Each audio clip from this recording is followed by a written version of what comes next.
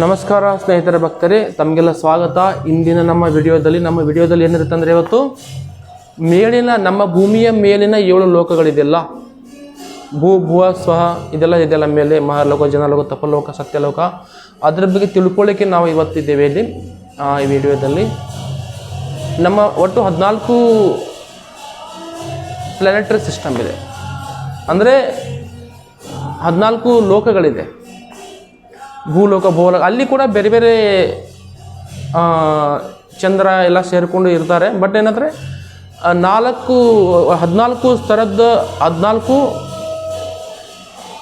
ತರಹದ ಲೋಕಗಳಿದೆ ಅಂತ ಅರ್ಥ. ಭೂಲೋಕ ಇದೆ, ಭುವರ್ಲೋಕ ಇದೆ, ಈ ಥರ. ಅಂದರೆ ಈ ಲೋಕಗಳು ನಮಗೆ ಕೆಳಗಿನ ಲೋಕಗಳು ಅತಿಯಾದಂಥ ಕಾಮ, ಕ್ರೋಧ, ಲೋಭ, ಮೋಹ, ಮದ, ಮಾತ್ಸರ್ಯದಿಂದ ಬರುತ್ತೆ. ಮೇಲಿನ ಲೋಕಗಳು ಪುಣ್ಯದಿಂದ, ತಪಸ್ಸಿನಿಂದ ಸಿಗ್ತವೆ. ನಾವು ಮೇಲೆ ಕೂಡ ಹೋಗ್ಬೋದು, ಕೆಳಗೆ ಕೂಡ ಹೋಗ್ಬೋದು ಅಂತ ಇದೆ. ಎಲ್ಲೇ ಹೋದರೂ ಕೂಡ ನಮಗೆ, ಯಾವುದೇ ಲೋಕದಲ್ಲಿ ಹೋದರೂ ಕೂಡ ನಮಗೆ ಅಶಾಶ್ವತತೆ ಇರುತ್ತೆ. ಬನ್ನಿ ನಾವೀಗ ಈ ಮೇಲಿನ ಲೋಕಗಳನ್ನು ತಿಳ್ಕೊಳ್ಳೋಣ. ಮೇಲಿನ 7 ಲೋಕಗಳಿದೆಲ್ಲ, ಅಪ್ಪರ ಪ್ಲಾನೆಟರಿ ಸಿಸ್ಟಮ್, ಮೇಲಿನ, ಈಗ ಭೂಮಿಯ ಮೇಲಿನ 7 ಲೋಕಗಳು. ಈಗ ಮುಂಚೆ ವಿಡಿಯೋದಲ್ಲಿ ಭೂಮಿಯ ಕೆಳಗಿನ 7 ಲೋಕಗಳನ್ನ ನಾವು ತಿಳ್ಕೊಂಡಿದ್ದೀವಿ. ಭೂಮಿಯ ಮೇಲಿನ 7 ಲೋಕಗಳನ್ನ ನಾವು ತಿಳ್ಕೊಳ್ಳೋಣ, ಹೌದಲ್ವಾ? ಈ ವೈದಿಕ ಬ್ರಹ್ಮಾಂಡದ ಪ್ರಕಾರ ವಿಶ್ವವು 14 ಲೋಕಗಳಾಗಿ ಮಾಡಿದೆ ಸ್ನೇಹಿತರ ಭಕ್ತರೇ, ವಿಂಗಡಿಸಲ್ಪಟ್ಟಿದೆ.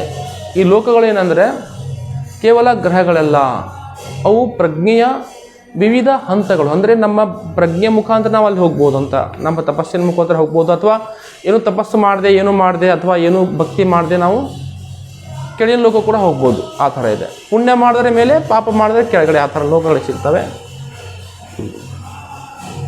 ಈ ನಮ್ಮ ಭೂಮಿಯ ಮೇಲೆ ಇದೆಲ್ಲ ಅದಕ್ಕೆ ಊರ್ಧ್ವ ಲೋಕ ಅಂತ ಕರೀತಾರೆ.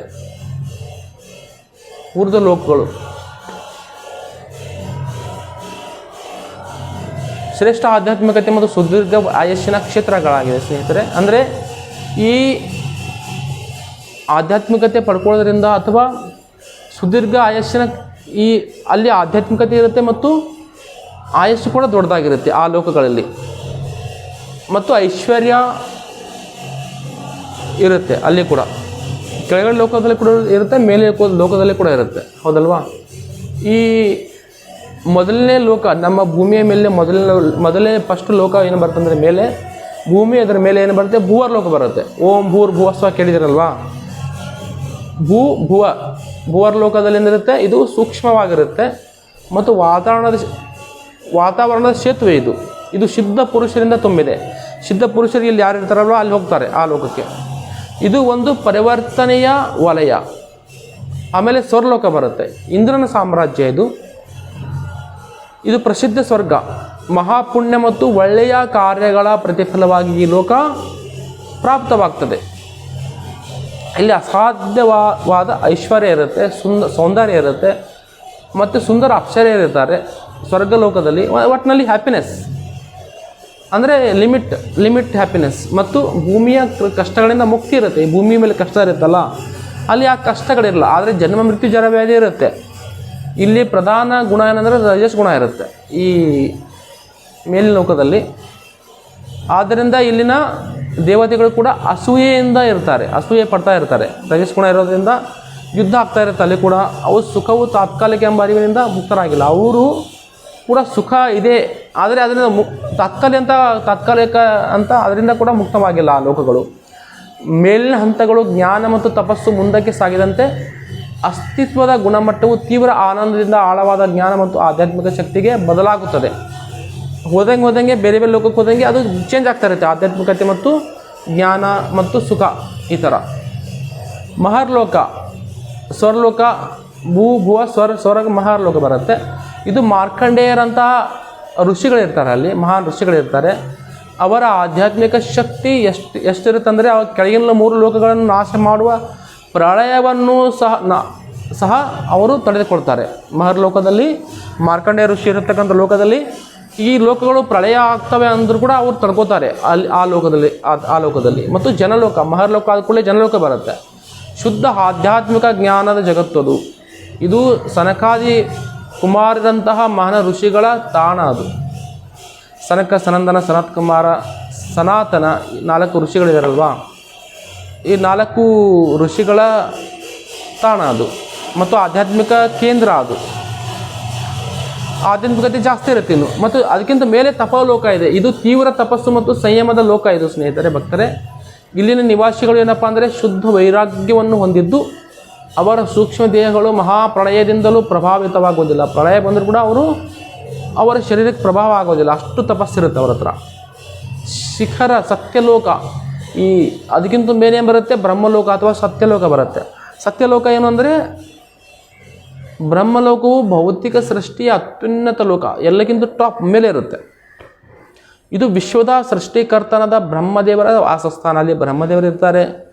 ಇಲ್ಲಿನ ಗುಣ ಏನಂದರೆ ಸತ್ವ ಗುಣ ಇರುತ್ತೆ ನೋಡಿ, ರಜಸ್ಸು, ತಮಸ್ಸು ಮತ್ತು ಸತ್ವ.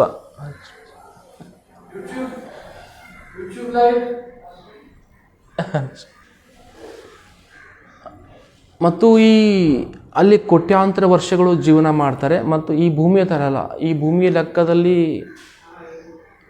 ಅದರ ಲೆಕ್ಕದಲ್ಲಿ ಭೂಮಿ ಜೀವಿತಾವಧಿ ಏನೂ ಅಲ್ಲ, ತುಂಬ ದೊಡ್ಡದಾಗಿರುತ್ತೆ. ಅಲ್ಲಿಯ ಜೀವನ ಲೈಫ್ ಸ್ಪ್ಯಾನ್ ತುಂಬ ದೊಡ್ಡದಾಗಿರುತ್ತೆ ಬ್ರಹ್ಮಲೋಕದ ಮತ್ತು ಭೂಮಿಯಲ್ಲಿ 100 ವರ್ಷ ಬೇಗ ಮುಗಿಯುತ್ತೆ. ಅಲ್ಲಿದ್ದು 100 ವರ್ಷ ಬೇಗ ಮುಗಿಲ್ಲ, ಕೋಟ್ಯಾಂತರ. ಇಲ್ಲಿದು ಒಂದು ಕ್ಯಾಲ್ಕುಲೇಷನ್ ಪ್ರಕಾರ ಅಲ್ಲಿದು ಕೋಟ್ಯಾಂತರ ವರ್ಷಗಳಾಗುತ್ತೆ. ಹೀಗಾಗಿ ಸ್ನೇಹಿತರೆ, ಊರ್ಧ್ವ ಲೋಕದಲ್ಲಿ ಏನಾಗುತ್ತೆ, ನೋಡಿ ಈಗ ಏನಾಗುತ್ತೆ ಅಂದರೆ ಪಾತಾಳ ಲೋಕ ಕೆಳಗಡೆ ಬರುತ್ತೆ, ಫುಲ್ ಕೆಳಗಡೆ ಬರುತ್ತೆ, ಮಧ್ಯದಲ್ಲಿ ಭೂಮಿ ಬರುತ್ತೆ. ಈ ಲೋಕಗಳು ಹೋಗ್ಬಿಟ್ಟು ಕೊನೆಗೆ ಈ ಬ್ರಹ್ಮಲೋಕ,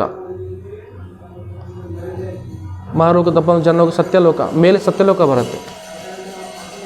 ಸತ್ಯಲೋಕ ಮೇಲೆ, ಮಧ್ಯದಲ್ಲಿ ಭೂಮಿ, ಅದಕ್ಕಿಂತ ಕೆಳಗಡೆ ಫುಲ್ ಕೆಳಗಡೆ ಏನಪ್ಪ ಅಂದರೆ ಇದು ಬರುತ್ತೆ, ಪಾತಾಳ ಲೋಕ ಬರುತ್ತೆ. ಹೀಗಾಗಿ ಸ್ನೇಹಿತರೆ, ನಾವು ಮಧ್ಯದಲ್ಲಿದ್ದೀವಿ. ಮಧ್ಯದಲ್ಲಿ ಇದ್ಕೊಂಡು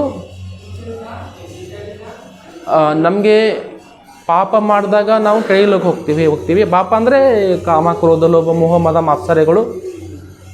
ಮತ್ತು ಪುಣ್ಯದ ಕಾರ್ಯಗಳನ್ನು ಮಾಡಿದಾಗ ಮೇಲ್ನೋಗಕ್ಕೆ ಹೋಗ್ತೀವಿ, ಅಥವಾ ತಪಸ್ಸು ಮಾಡಿದಾಗ ಮೇಲೆ ಹೋಗ್ತೀವಿ. ಜ್ಞಾನವಾದ ಆಧ್ಯಾತ್ಮಿಕ ಜ್ಞಾನ ಪಡ್ಕೊಂಡಾಗ ಮೇಲೆ ಹೋಗ್ತೀವಿ, ಹೌದಲ್ವಾ? ಭಗವದ್ಗೀತೆಯಲ್ಲಿ ಕೂಡ ಹೇಳಿದೆ, ಅರ್ಜುನನಿಗೆ ಭಗವಂತ ಹೇಳ್ತಾರೆ, ಈ ಬ್ರಹ್ಮಲೋಕದಿಂದ ಕೆಳಗಡೆ ಇರುವ ಲೋಕಗಳೆಲ್ಲವೂ ಮತ್ತೆ ಹುಟ್ಟು ಸಾವುಗಳಿಂದ ತುಂಬಿದೆ ಅಂತ ಭಗವಂತ ಹೇಳ್ತಾನೆ, ಹೌದಲ್ವಾ? ಈ ಎಲ್ಲ ಲೋಕಗಳಲ್ಲಿ ಜನ್ಮ, ಮೃತ್ಯು, ಜರ, ವ್ಯಾಧಿ ಇರುತ್ತೆ. ಮತ್ತು ಈ ಎಲ್ಲ ಲೋಕಗಳಲ್ಲಿ ಹೋಗೋದು ಕೂಡ ಅಷ್ಟು ಶಾಶ್ವತತೆ ಇಲ್ಲ. ಸತ್ಯಲೋಕದಲ್ಲಿ ಲೈಫ್ ಸ್ಪ್ಯಾನ್, ಜೀವಿತಾವಧಿಯಿಂದ ತುಂಬ ದೊಡ್ಡದಾಗಿರುತ್ತೆ. ಐಶ್ವರ್ಯ ಎಲ್ಲ ಕಡೆ ಇರುತ್ತೆ, ಬೇಲಿ ಲೋಕದಲ್ಲಿ ಕೂಡ ಇರುತ್ತೆ ಮತ್ತು ಕೆಳಗಡೆ ಲೋಕದಲ್ಲಿ ಕೂಡ ಇರುತ್ತೆ. ಐಶ್ವರ್ಯ, ಶ್ರೀಮಂತಿಕೆ ಎಲ್ಲ ಲೋಕದಲ್ಲಿ ಕೂಡ ಇರುತ್ತೆ. ಮತ್ತು ಅಶಾಶ್ವತ ನೋಡಿ, ಇಷ್ಟು ಭೂಮಿ ಮೇಲೆ ಎಷ್ಟು ಕಷ್ಟ ಇದೆ ಅಲ್ವಾ? ಆದರೆ ಸ್ವರ್ಗದಲ್ಲಿ ಅಷ್ಟು ಇರಲಿಕ್ಕಿಲ್ಲ. ಕಷ್ಟದ ಹೆಚ್ಚು ಕಡಿಮೆ ಇರ್ಬೋದು, ಬಟ್ ಏನಪ್ಪ ಅಂದರೆ ಜ್ಞಾನ ಜಾಸ್ತಿ ಇರುತ್ತೆ. ಮೇಲೆ ಲೋಕ ಹೋದಂಗೆ ಜ್ಞಾನ ಜಾಸ್ತಿ ಇರುತ್ತೆ, ಕೆಳಗಡೆ ಲೋಕ ಹೋದಂಗೆ ಮತ್ತು ಅಜ್ಞಾನ ಜಾಸ್ತಿ ಇರುತ್ತೆ. ಇದಕ್ಕೆ ಮುಂಚೆ ವಿಡಿಯೋ ತಾವು ನೋಡಿದಾಗ ಗೊತ್ತಾಗುತ್ತೆ. ಕೆಳಗಿನ ಲೋಕಗಳ ಬಗ್ಗೆ ನಾನು ಡೀಟೇಲಾಗಿ ಹೇಳಿದ್ದೀನಿ. ಮತ್ತು ಮೇಲಿನ ಲೋಕದಾಗ ತಪಸ್ಸಿನ ಲೋಕ, ತಪಸ್ಸು ಮಾಡಿದವರು ಅಥವಾ ಜ್ಞಾನ ಪಡ್ಕೊಂಡವರು, ಆಧ್ಯಾತ್ಮಿಕ ಜ್ಞಾನ ಪಡ್ಕೊಂಡವರು ಅವರು ಕೆಳಗಿನ ಲೋಕಕ್ಕೆ ಹೋಗಲ್ಲ, ಹೌದಲ್ವಾ? ಈಗ ಅತಳ, ವಿತಳ, ಸುತಳ, ರಸಾತಳ, ಪಾತಾಳ ಇದೆಲ್ಲ ಲೋಕಗಳಿದೆ, ಅಲ್ಲಿ ಹೋಗಲ್ಲ. ಜ್ಞಾನಿಗಳು, ತಪಸ್ವಿಗಳು ಅಲ್ಲಿ ಹೋಗಲ್ಲ. ಮತ್ತು ಅಜ್ಞಾನಿಗಳು ಹೋಗೋದು ಕೆಳಗಡೆ, ಜ್ಞಾನಿಗಳು ಹೋಗೋದು ಮೇಲೆ, ತಪಸ್ವಿಗಳು ಹೋಗೋದು ಮೇಲೆ. ಮತ್ತು ಅಲ್ಲಿ ಕೂಡ ಅವರು ಶಾಶ್ವತವಾಗಿ ಅಲ್ಲಿ ಕೂಡ ತಪಸ್ಸು ಮಾಡ್ತಾ ಇರ್ತಾರೆ ಅಥವಾ ಜ್ಞಾನ ಪಡ್ಕೋತಾ ಇರ್ತಾರೆ. ಮತ್ತು ಬ್ರಹ್ಮಲೋಕ ಕೊನೆಯದಾಗಿರುತ್ತೆ. ಈ ಬ್ರಹ್ಮಾಂಡದಲ್ಲಿ ಬ್ರಹ್ಮಲೋಕ, ಬ್ರಹ್ಮರು ಇರ್ತಾರಲ್ವ, ನಮ್ಮ ಚತುರ್ಮುಖ ಬ್ರಹ್ಮರು. ಹೀಗೆ ಎಷ್ಟೋ ಬ್ರಹ್ಮಾಂಡಗಳಿದೆ. ಒಂದು ಬ್ರಹ್ಮಾಂಡಗಳು ಎಷ್ಟೋ ಬ್ರಹ್ಮಾಂಡಗಳಿದೆ. ಅಲ್ಲಿ ಕೂಡ ಎಷ್ಟು ಲೋಕಗಳಿರುತ್ತೆ, ಅಲ್ಲಿ ಕೂಡ ಲೋಕಗಳು. ನಾವಿರೋದು ಒಂದು ಅಂಡದಲ್ಲಿ. ಅಂಡಾಂತರಸ್ಥ ಪರಮಾಣು ಚಯಾಂತರಸ್ಥಂ ಗೋವಿಂದಮಾದಿ ಪುರುಷಂ ತಮಹಂ ಭಜಾಮಿ. 14 ಲೋಕಗಳು ಸೇರಿ ಒಂದು ಅಂಡ. ನಾವು ಒಂದು ಅಂಡದಲ್ಲಿ ನಾವಿದ್ದೀವಿ ಈಗ. ಹಾಗೇನೆ ಎಷ್ಟೋ ಅಂಡಗಳಿರುತ್ತೆ. ಅಲ್ಲಿ ಕೂಡ ಬೇರೆ ಬೇರೆ ಬ್ರಹ್ಮರಿರ್ತಾರೆ. ಈಗ ನಾವಿರೋದು ಚತುರ್ಮುಖ ಬ್ರಹ್ಮ. ಬೇರೆ ಬೇರೆ ಒಂದು ಅಂಡದಲ್ಲಿ ಬೇರೆ ಬೇರೆ ಬ್ರಹ್ಮರು ಕೂಡ ಇರ್ತಾರೆ. ಆದರೆ ಎಲ್ಲ ಅಂಡದಲ್ಲಿ ಕೂಡ ಎಲ್ಲ ಲೋಕಗಳಲ್ಲೂ ಕೂಡ ಜನ್ಮ ಮೃತ್ಯು ಜರ ವ್ಯಾಧಿ ಇರುತ್ತೆ. ಆದರೆ ನಾವು ವೈಕುಂಠ ಹೋದಾಗ, ಗೋಲಕ ಹೋದಾಗ ಆ ಥರ ನಮಗೆ ಸಮಸ್ಯೆ ಇರಲ್ಲ. ಇಷ್ಟು ಹೇಳ್ತಾ ಧನ್ಯವಾದ ಸ್ನೇಹಿತರೆ, ಧನ್ಯವಾದ ತಮಗೆಲ್ಲ.